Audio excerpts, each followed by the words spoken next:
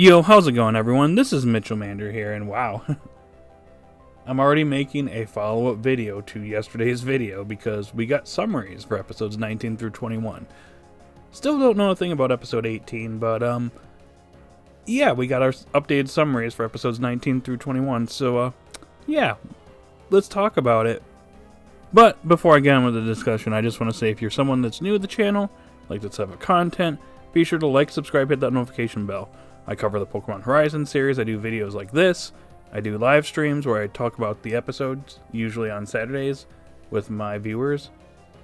And you should definitely join the crowd and chat with me about the Pokemon Horizons episode. It'd be pretty cool if you did that. I also do Let's Plays on the channel and stream games like Mondays, Wednesdays, sometimes Fridays as well. So, yeah, you should totally subscribe to the channel. Be awesome if you did that. Okay, so for the summary for episode 19 of Pokemon Horizons, the truth about Alcremie goes as follows. The group has arrived in the Galar region, where they decide to leave their conspicuous airship behind and travel by land to the old castle Lico's grandmother, Diana, is supposed to be in.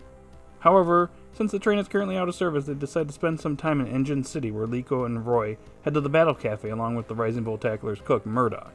There they encounter Mitchell.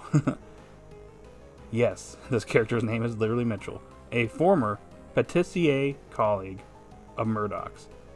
And it seems the two have quite the history. Oh my.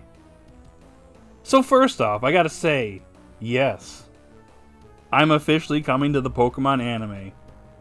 My name slightly changed, I got 2 L's now, but your boy Mitchellmander is in the Pokemon Horizons anime. So, yay, TPCI, can I please voice this character in the dub?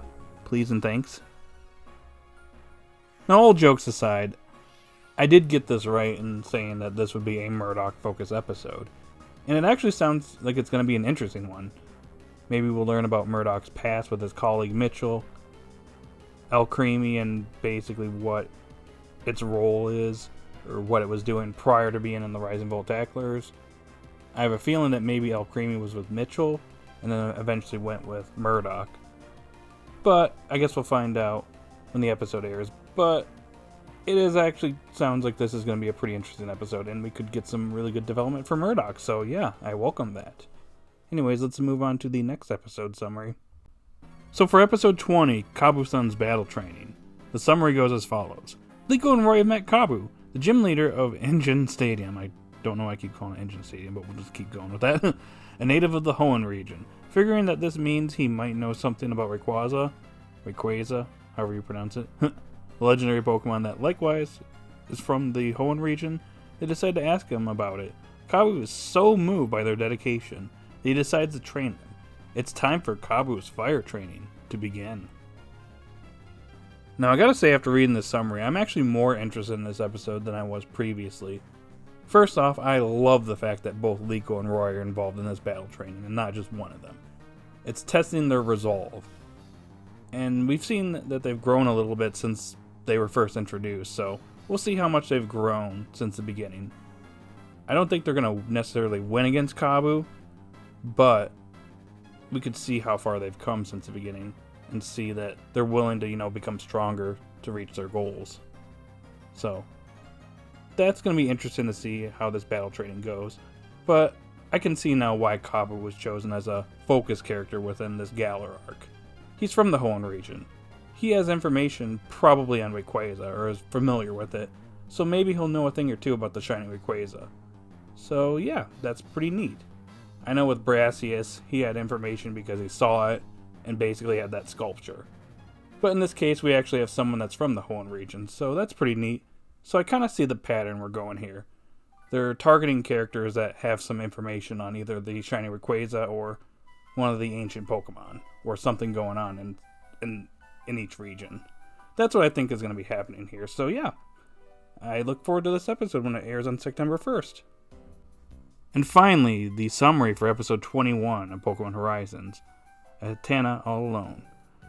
The information they receive from Kabu sends Lico, Roy, and the others to the Galar mine in search of the Black Rayquaza.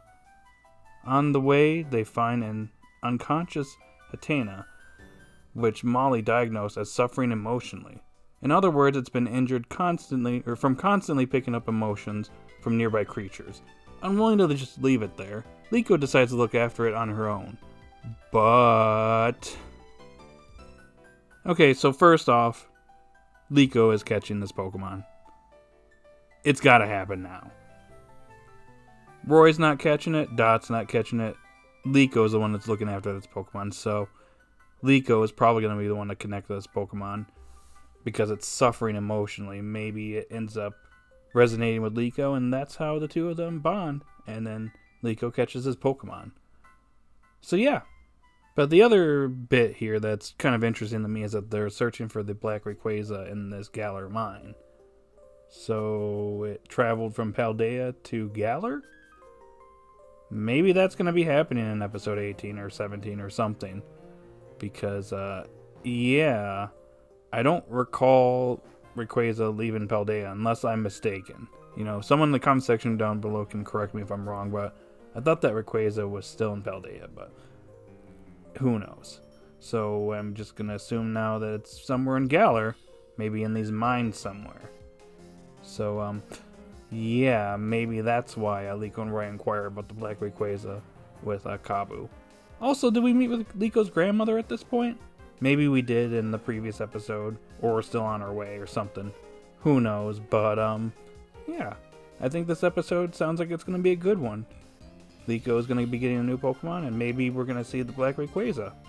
So look forward to this episode when it airs on September 8th. Alrighty guys, that's all I got for this video, so in the comment section down below, post your thoughts now that we have updated summaries for these episodes.